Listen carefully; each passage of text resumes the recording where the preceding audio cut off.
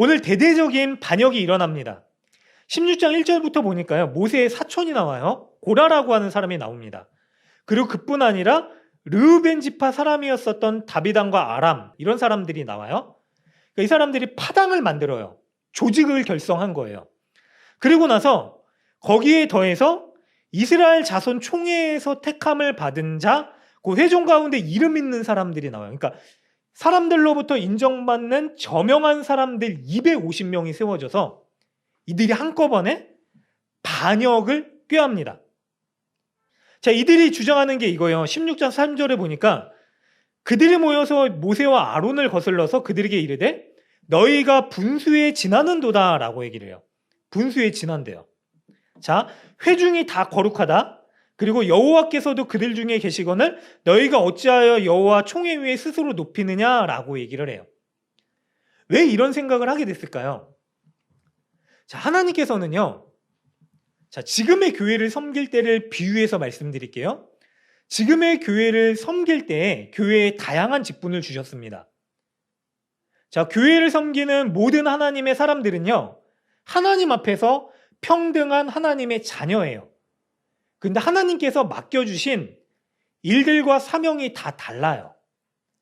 모두 다 똑같은 일을 할 수는 없어요. 교회가 유기체이기 때문에요. 몸과 다리와 팔로 성경에서는 비유를 하기도 하죠. 그래서 맡은 일들이 다 달라요. 그러나 그 일들은 다 소중한 일입니다. 어느 하나 할 것 없이 높고 낮음에 있는 자리가 아니에요. 여러분들, 저는 목회자예요. 목회자는 여러분들 위에 있지 않습니다. 여러분들 위에 계시는 분은 오직 우리가 믿는 예수 그리스도 한 분뿐이십니다. 아멘이세요? 그리고 우리 서로도요, 우리 서로가 우위에 있지 않습니다. 그런데 간혹 교회 안에서요, 어떤 착각을 하냐면요, 직분을요, 직위로 생각해요. 직분을 계급으로 생각하는 일들이 생기게 됩니다. 장로가 집사보다 높이 있다거나, 권사가 집사보다 높이 있다거나, 아니면 목사가 장로들 아니면 성도들 모든 위에 있다라고 생각을 합니다. 사실 목회자는요, 여러분들을 가장 낮은 자리에서 여러분들이 신앙생활을 잘할 수 있도록 하나님이 원하시는 삶을 살 수 있도록 돕는 사람입니다. 그래서 심부름꾼이에요. 제가 존경했었던 목사님이 있는데, 여기 계신 선교사님과 어린이대공원 근처에 있었던 기관이 있었는데 거기서 많은 것을 배웠어요. 근데 안타깝게도 그분이 먼저 이제 하늘나라에 가시긴 했는데, 거기서 충격적이었어요. 전도사 때 본인의 이름을 홈페이지에 대표인데 제일 먼저 쓰는 게 아니라 제일 밑에 두고서 뭐라 그러냐, 심부름하는 사람으로 쓰더라고요. 근데 그게 제 목회관에 큰 영향을 줬어요. 맞아요. 목회자는 심부름하는 사람이에요. 하나님으로부터 부름받은 사람들을 위해서 말씀을 전하고 그들을 위해서 기도하고 교회를 섬기는 사람이죠. 그런데 이게 비단 목회자만이 아닙니다, 여러분. 여러분들도 하나님으로부터 부름받은 하나님의 사람인 교회지요. 맞죠? 고기 끄덕이시죠? 여러분이 교회예요. 왜냐하면 여러분 안에 성령께서 내주하시기 때문에 그래요. 자, 한번 보세요. 성령님 어디 계세요? 우리 안에 계세요. 그래서 우리가 교회예요. 그래서 여러분들도요, 섬기는 자예요. 섬김에는 우열이 없어요. 그렇죠? 근데 이게 자칫 다르기 때문에 더 좋은 것으로 오해되기도 해요. 자, 목사는 앞에서 말만 하고 뭐 살아내지 않는 사람이 아니냐라고 생각할 수도 있어요. 제가 봤을 땐 여러분들이 세상에서 제일 대단한 분들이에요. 사실 저는 살아가는 자리가 교회와 그리고 성도님들을 섬기는 자리 한정되어 있어요. 목회자가 되고 나서는. 그래서 여러분들은요, 교회를 섬기고 주님을 섬기고 세상 가운데 나가서 또 섬겨야 되는 자리가 있어요. 그래서 다르기 때문에 약간 그거에 대해서 다른 마음을 가질 수는 있어요. 그러나 그 다름이 우열을 두거나 높고 낮음을 두는 자리는 아니다라고 하는 거예요. 좀 이야기가 길었죠. 당시 모세와 아론의 이 반역에 가담한 사람들의 이 모습을 보면은, 그들이 누구인지를 보면은 우리가 그것을 유추할 수가 있어요. 자, 16장 1절에 보니까요, 어떤 사람들이 나오게 되냐면은요, 레위의 증손 고앗이라고 얘기를 해요. 그런데 아론도 레위의 자손이에요. 그러니까 친척인 거예요. 그렇게 보면은 같은 고앗의 손자였었던 아론은 뭘 하냐면은요, 대제사장이 돼서 성전 안에서 하나님을 만나고 섬기는 일들을 해요. 모든 이스라엘 사람들을 대표하는 사람이 됐어요. 근데 여기 보면은 고앗의 손자 이스라엘 아들 고라는 어떤 사람이냐면요, 하나님께서 구름으로 임재하셔서 이스라엘 백성들을 끌고 가세요. 그럼 그때 이스라엘 백성들은 어떤 일을 하냐면은, 특히 이 고앗은 하나님의 성물을 책임지는 사람이에요. 자, 텐트를 쳐요. 그렇죠? 성막을 쳐요. 거기에 하나님의 임재의 상징이 있었어요. 그래서 하는 일이 뭐냐면, 구름이 뜨면은 성막을 걷어요. 그리고 구름이 자리 잡으면은 성막을 쳐요.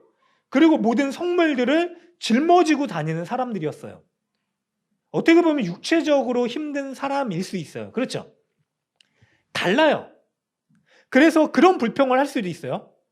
자, 여러분들 군대 갔다 오신 분들, 아니면 저는 캠핑을 이렇게 따라가는 건 좋은데, 다행히 여기 계신 분 중에 우리 집사님께서 캠핑을 좋아하셔서 몇 번 따라갔는데, 그거를 정리하는 게 일이잖아요. 얼마나 힘드세요. 근데 캠핑을 좋아하면 그게 일이 아닐 수 있어요. 군대 가서 제일 힘든 게 뭐냐면은 천막 치는 거예요. 막 20 몇 인승, 뭐 30 몇 인용, 엄청 큰 천막 빨리 치기 대회도 있어요. 그리고 곡괭이로 땅을 파가지고 그 물건을 빨리 날르고 트럭에서 날라서 천막을 치고 다시 접는 게 대회도 있어요. 대회도. 얼마나 힘들겠어요. 근데 어떤 사람은 가만히 서서 지휘해요. 자, 이렇게 해라 저렇게 해라, 감나라 판나라가 될 수도 있는 거예요. 그 마음이 약간 다를 수도 있을 것 같아요. 자, 이런 배경이 있을 수 있어요. 그리고 또 보니까요, 르우벤 자손이래요. 르우벤은 누구죠? 야곱의 12아들 중에 장자예요. 그런데 이 르우벤 자손의 엘리압의 아들 다단과 아비람, 그 사람이 야곱의 12아들의 장자의 명분을 가질 수 있어요. 장자는 지도자 같은 사람이잖아요. 그런데 이 지도자의 일을 누가 하냐면 모세가 하고 있는 거예요. 다른 지파의 사람. 물론 성경에 보면은 이 르우벤이 아버지 야곱의 첩을 범해요. 나쁜 짓을 저질러요. 그로 인해서 저주를 받아서 장자의 명분을 빼앗기게 돼요. 이런 일들이 있긴 하지만 여전히 그들 가운데는요, 이 장자의 명분이 나에게 있다라고 하는 생각을 가질 수 있겠죠. 그러니까 한마디로 이 사람들이 가지고 있었던 다름, 그리고 그 다름은 욕심이었던 거예요. 왜 제가 욕심이라고 말씀드리냐면요, 사실 하나님께서 이들에게 맡겨주신 모든 직분들, 그리고 모든 헌신의 자리도요, 하나님께서 맡겨주신 소중한 귀중한 직분입니다. 다시 생각해 볼까요? 제사장이라고 해서요, 덜 힘든 게 아니에요. 사실 제사장들은 어떤 일을 하는지 아세요? 모든 피와 오물을 뒤집어 쓰면서 짐승을 잘라서 각드는 사람들이에요.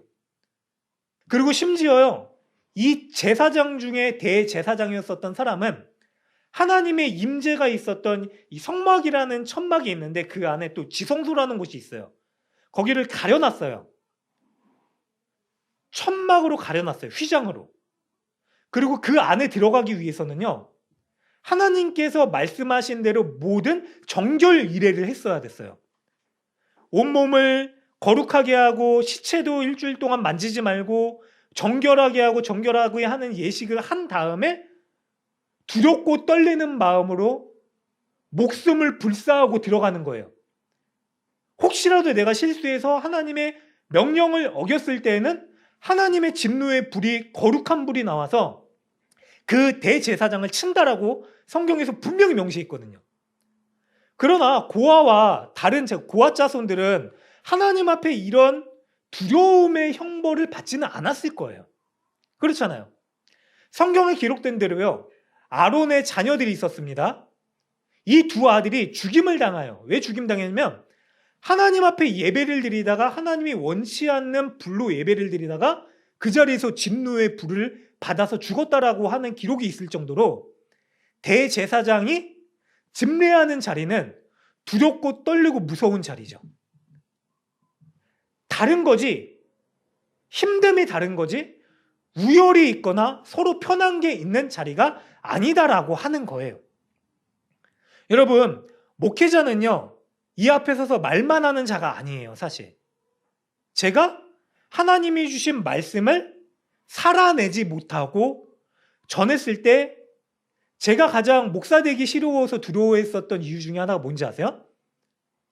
작은 자 하나라도 실족하게 하면은 연자 맷돌 달고 물에 빠져 죽는 게 낫다라고 하는 성경의 말씀이 두려워서 그랬어요.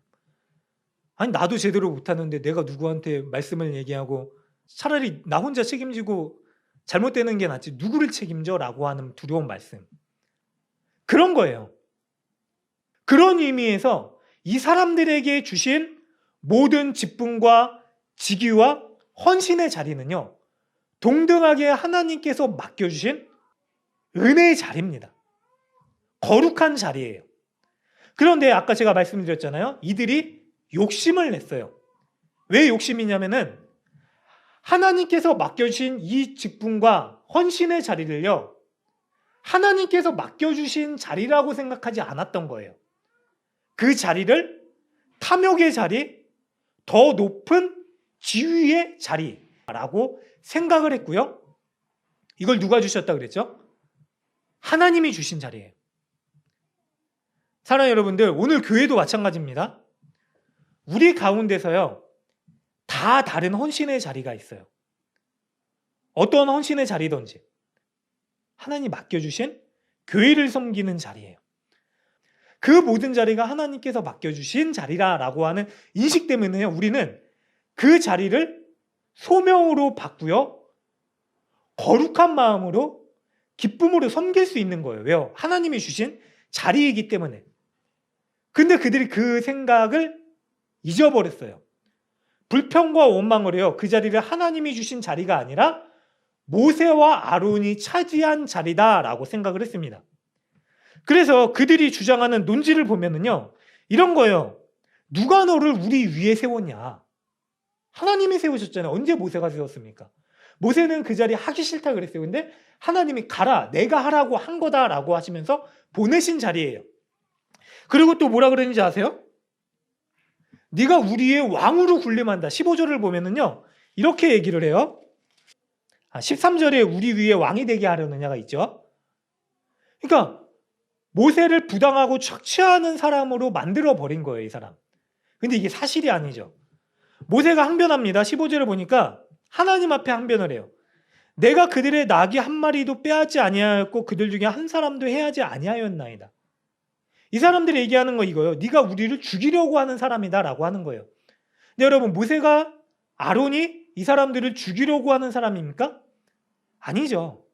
살리는 사람이었어요. 살리기 위해서 자기 목숨을 놓고 하나님 앞에 간구하고 헌신했었던 사람이었었죠. 그런데 이들이 이런 오해를 하는 이면에 뭐냐면은 그 자리를 욕망의 자리로 바라봤기 때문에 그런 거죠.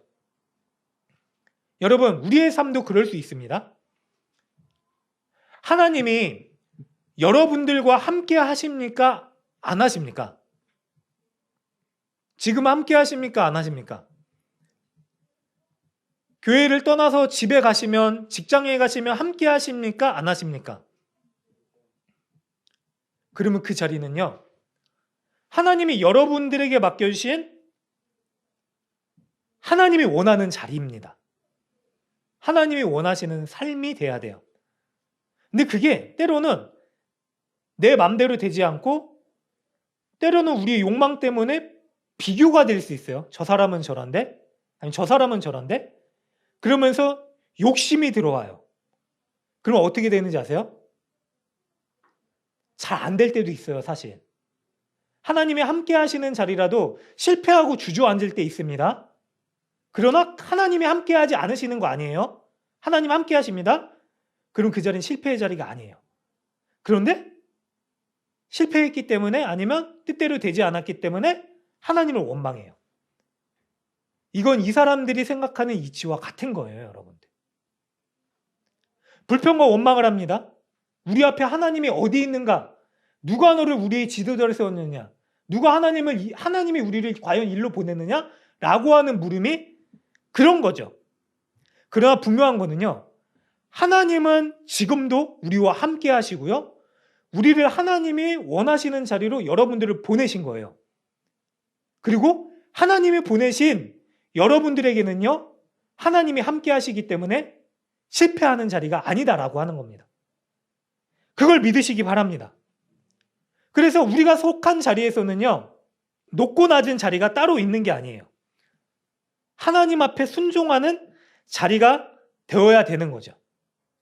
자, 고라와 함께 있었던 반역에 감당했었던 사람들은요, 이 직분을 계급으로, 권력으로 이해했고요. 그리고 자기의 분수를 넘어서서 권력을 탐합니다. 왜 분수를 넘었냐고 하냐면요, 하나님이 주신 거예요. 근데 하나님이 주신 것으로 생각하지 않고요, 사람이 취한 거다라고 생각을 한 거예요. 결국 모세가 하나님 앞에 나아가죠. 아니, 하나님이 먼저 찾아오세요. 찾아오셔서 이야기를 합니다. 뭐라고 하냐면 이 백성들을 다 멸하겠다. 모세가 이야기를 합니다. 한두 사람이 범한 짓 때문에 생명의 주인이신 하나님께서 이 백성들을 다 멸하라고 하십니까? 자, 보세요. 지금 떼를 지어서 한마디로 떼거지로 와가지고 죽이려고 하는 거예요. 너 죽이겠다. 너 내리겠다. 그럼 당연히 가질 수 있는 마음이 뭡니까? 원망과 불평일 수 있어요. 근데 모세가 보인 반응은 뭐냐면 하나님 앞에 그냥 엎드려요. 그리고 하나님께 맡깁니다. 아까 말씀드린 하나님 믿는 사람들과 똑같은 모습이죠. 상황은 극단적으로 치달아가지만 모세는요, 불평과 원망이 아니라 하나님 앞에 엎드려요. 그리고 하나님께 맡기고 하나님의 일을 하게 합니다. 모세가 했던 일이 있죠. 야, 잘됐다. 너네들 쌤통이다. 라고 한 게 아니라 하나님 앞에 중재자로 섭니다. 그리고 결국 하나님께서 모든 이스라엘 백성들을 멸하는 게 아니라요, 그 불평과 원망을 했었던 주동자들을 하나님께서 징계하려고 하십니다. 자, 모세를 통해서 말씀하십니다. 제사장이 분향드리는 향로를 250명의 지도자들에게 가지고 오게 합니다. 그리고 아론에게도 가지고 오게 해요. 자, 이 향로가 이스라엘 백성들에게 있어서는요, 굉장히 의미 있는 물건, 성물입니다. 왠지 아세요? 불과 얼마 전에 아까 말씀드렸듯이요, 대제사장의 아들이었었던 아론의 두 아들이요, 하나님 앞에 이 향로로 다른 불을 들이다가, 거룩하지 않은 불을 들이다가 죽임을 당했어요. 이 사건이 잊혀지지 않는 때예요, 이때가. 근데 이 사람들이 무슨 주장을 하냐면요, 내가 대제사장이 될 수 있다라고 주장을 하는 그 사건을 겪고요. 그리고 모세의 말을 따라서 향로를 가지고 와요, 다. 만약에 이들이 그 사건을 기억했었더라면요, 내가 하나님 앞에 원치 않는 다른 제사를 드리다가는 큰일 날 수 있겠구나라고 하는 생각을 하겠죠. 그러나 그러지 못해요. 왜냐하면 그들의 욕망이 하나님의 뜻을 넘어섰기 때문에 그래요. 고라와 그 일당의 반역에 가담한 무리들을 세웁니다. 그리고 하나님께서 모든 이스라엘 백성들 치려고 하셨지만 모세의 중보로 인하여서요, 중재자로선 모세의 기도 때문에 그들을 다 멸하지 않으시고 반역에 가담한 무리들을 남겨두세요. 모세가 그들 가운데 떠나라라고 합니다. 그리고 내가 정말로 하나님께서 세우신 자이신지 아닌지를 하나님께서 판단하실 거다라고 하면서 뭐라고 얘기하냐면, 지금 성 고라 무리의 일당의 죽음이 일반 사람들의 죽음과 같거든 나는 하나님이 세우신 사람이 아니다. 그러나 땅이 입을 열어서 그들을 삼키는 지금까지 있을 수 없었던 일이 지금 일어나면은 이거는 하나님이 하신 거다라고 합니다. 결국 어떻게 되죠? 땅이 입을 열었어요. 그들이 땅 가운데 스올 가운데 떨어지는 진노의 형벌을 당하게 돼요. 그리고 내가 제사장이 되겠다라고 했었던 향로 들고 온 250명의 사람들은요, 결국 하나님 앞에서 하나님 원치 않는 제사를 행하려고 하다가 하나님의 거룩한 진노의 불로 진멸되는 일들이 나타나게 됩니다. 여기까지 좀 얘기가 길었잖아요. 이게 끝이 아니에요, 여러분들. 자, 보세요. 이런 일이 이스라엘 백성들 가운데 일어났어요. 그리고 자고 일어났어요. 그럼 이스라엘 백성들이 어떤 마음으로 하나님 앞에 서야 될까요? 크고 두려운 일이 일어났어요. 징계가 일어났어요, 여러분들. 여러분, 제가 어릴 때 좀 많이 맞았어요. 말 안 들어서. 매 맞고 나면은 그래도 며칠은 가잖아요. 옛날에는 이제 체벌이 있었으니까. 혼나면은 며칠은 두려워하면서 있어요. 그런데 매 맞고 나자마자 또 다시 뭐 잘못을 저지르면 어떻게 되죠? 그거는 이제 얘가 좀 문제가 있거나 큰일 나는 거죠. 진짜 그거는 큰일 나는 겁니다. 이스라엘 백성들이요, 이 일이 있고 나서, 자, 우리 말씀을 한번 볼까요? 41절을 같이 읽겠습니다. 하나, 둘, 셋. 이튿날 이스라엘 자손의 온 회중이 모세와 아론을 원망하여 이르되 너희가 여호와의 백성을 죽였도다 하고 라고 얘기를 해요. 여러분, 이 징계를 누가 내리신 겁니까? 하나님이에요. 하나님이에요. 자, 누가 하나님 앞에 하나님이 원치 않는 일들을 하겠다고 했습니까?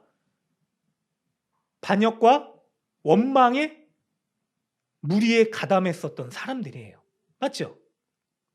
그들의 잘못으로요, 그들이 하나님 앞에 징계를 받은 거예요.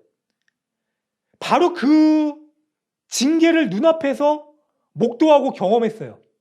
그러면 이 하나님 앞에서요, 이들의 반응은 어떻게 했어야 되냐면요, 회개하고 그리고 두렵고 떨리는 마음으로 하나님 앞에 납작 엎드려서요, 하나님의 말씀을 청종하고 하나님의 뜻을 따라야 되는 사람들이 되어야 됩니다.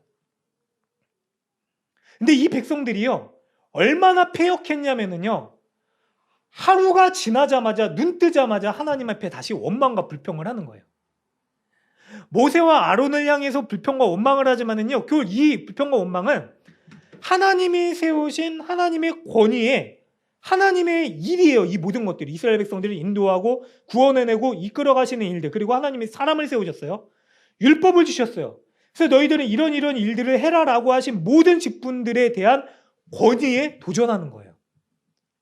하나님의 구원의 역사에 이들이 불순종하는 거예요. 원망하는 거예요. 결국 하나님께서요, 즉각적으로 진노하십니다. 그 전날에 보세요. 구름이 나타났어요. 근데 다시 구름이 나타났어요. 그럼 어떻게 해야 되죠? 눈으로 봐요. 징계를 가시적인 눈으로 경험합니다. 그러면 다시 두렵고 떨림이 나타나야 돼요. 그런데 이들이 어떻게 하냐면요, 그래도 하나님 앞에 돌이키지 않아요. 결국 모세와 아론이 다시 엎드리죠. 그러나 여러분들, 이 징계와 이 진노가요, 너무너무 급하게 왔기 때문에요, 모세가 이야기를 합니다.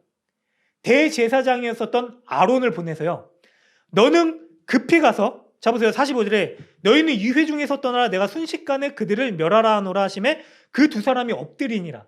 이 모든 백성들이 원망하고 불평하는 거에 하나님께서 참다가 11장부터 계속해서 원망, 불평, 참고 계속 사인을 주셨어요. 참다가 결국엔 하나님께서 진노의 형벌을 내리려고 할 때 너무 급하니까 모세가 46절에 보니까 아론한테 명합니다. 너는 빨리 향료를 가져다가 제단에 불을 그것을 담고 그 위에 향을 피워가지고 급히 회중들에게로 가서 그들을 위하여 속죄하라. 하나님이 진노하셨으므로 연병이 시작됐다. 바로 병이 시작된 거예요. 전염병이. 그리고 이 일로 인하여서 아론이 뛰어가죠. 어떻게 되느냐? 아론이 이 향로, 거룩한 불을 들고 뛰어가서 산자와 죽은 자 사이에 섰어요. 48절에 보니까. 그리고 그 사이에 섰을 때 결국 이 전염병, 연병이 그치고요. 49절에 이 일로 인하여서 죽은 원망했었던 사람들이 무려 14,700명이래요. 여러분, 이거는요, 이스라엘 역사 가운데 지금을 살아가는 우리에게도요, 있어서는 안 되는 두렵고 떨리는 무서운 말씀입니다. 그런데 이 말씀이요, 우리에게 주는 분명한 은혜가 있습니다. 그것이 뭘까요? 바로 산자와 죽은 자의 선 중재자를 하나님께서는 우리 가운데 보내신다라고 하는 것입니다. 그게 누구죠? 이스라엘 백성들의 지도자는 모세였어요. 근데 그가 아론을 보내요. 왜 아론을 보낼까요? 아론이 대제사장이기 때문에 그래요. 자, 대제사장인 아론이 눈 뜨고 또 일어났더니 또 원망하는 사람들을 봤어요. 마음이 어떨까요? 그냥 미치고 팔짝 뛰지도 않을 거예요. 이제는 그냥 모르겠다. 하나님 마음대로 하세요. 이제 나도 포기하겠습니다. 모르겠어요. 이제 알아서 하세요. 근데요, 그가 다시금 하나님의 불을 담은 이 향로를 들고 뛰어갑니다. 여러분, 아론의 마음이 어땠냐면요, 기쁨과 슬픔의 마음이 아니에요. 두렵고 떨리는 마음이에요. 지극히 큰 진노 앞에 서는 마음이에요. 왜 그런지 아세요? 대제사장은요, 하나님 앞에 나아갈 때 하나님이 주신 정결 규례를 따라요, 시체나 부정한 것을 가까이 해서는 안 됐습니다. 그의 몸을요, 정결하게 지키는 규례를 따라 지키면서 살았어야 됐어요.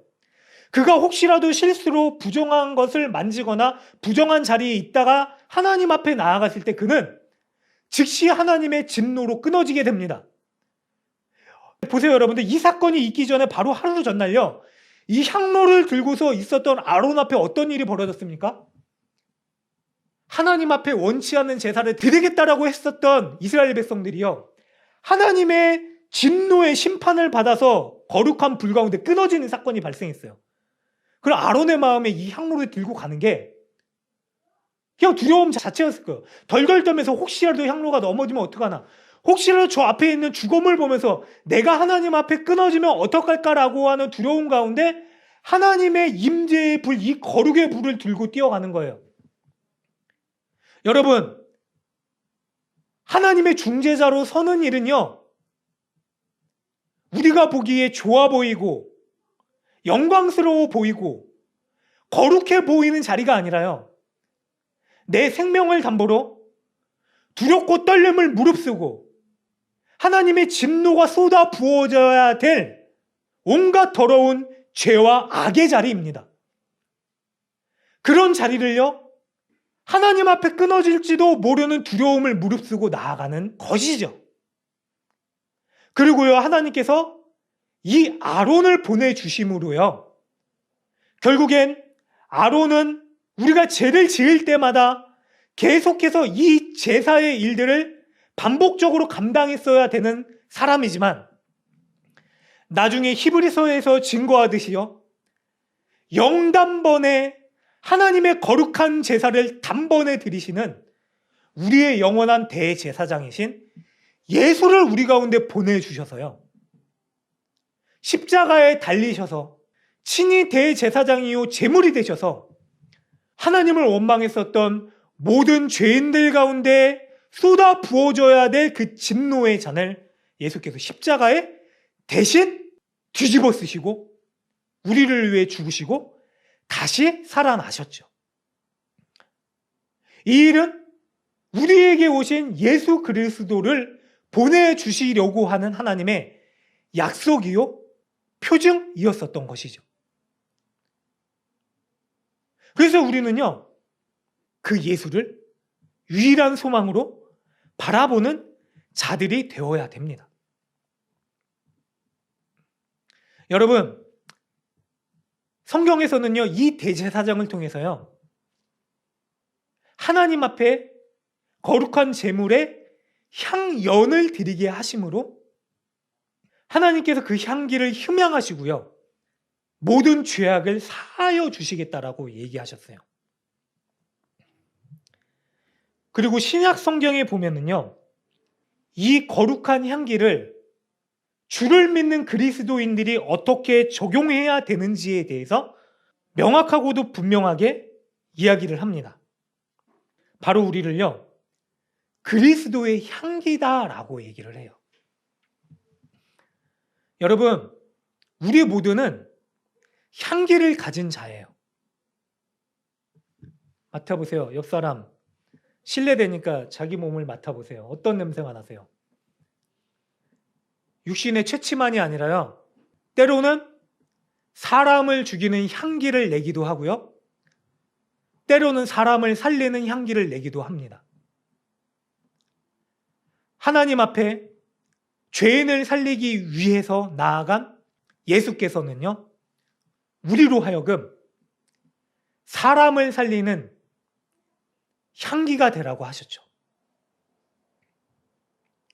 그래서 우리는요, 정해진 이 자리뿐만이 아니라요, 아론이 하나님의 거룩의 불을 들고서 생명의 향기가 필요한 사람들에게 나아갔듯이요, 세상 가운데 나아가서 그리스도의 거룩한 향내로서, 흠향으로서 살아가야 돼요.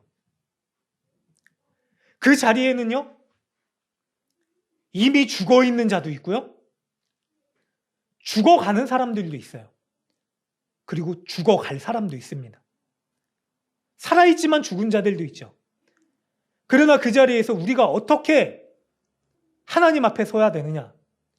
죽어가는 사람들과 하나님 앞에서 바로 예수께서 사망과 절망 가운데 죽어가야 될 우리 앞에, 하나님 앞에 단번에 그 흠향의 제사로 드리셨듯이 우리 또한 그들 가운데 생명의 향기로 전해지는 자가 되어야 되는 거죠.